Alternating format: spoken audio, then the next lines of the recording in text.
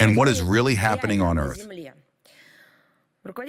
Officials in the governing bodies of the European Union note that the military needs of the armed forces of Ukraine are being transformed.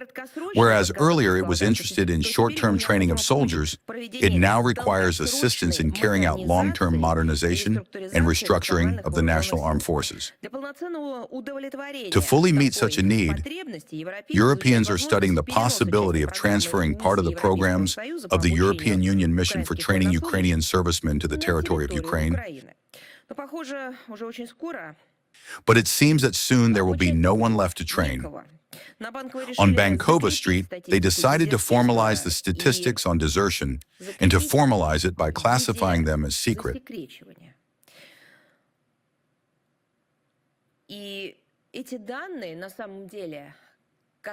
And this data, in fact, circulate in the media diverge from those provided by the Kiev regime.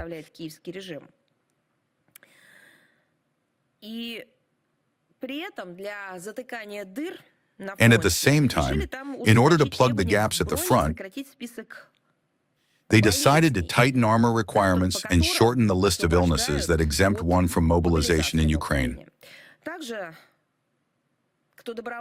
Also, those who voluntarily returned from absent without leave are sent to assault units in Ukraine. Nevertheless, such measures are hardly likely, as is obvious, to solve the systemic problem of replenishing losses within the ranks of the Ukrainian armed forces. Ukrainians understand what fate the Kiev corrupt officials have prepared for them. They, I mean citizens of Ukraine, are doing everything to save their lives.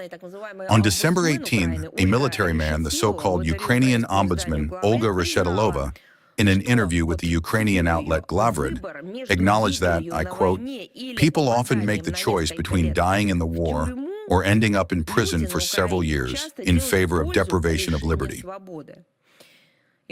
Their number is steadily growing.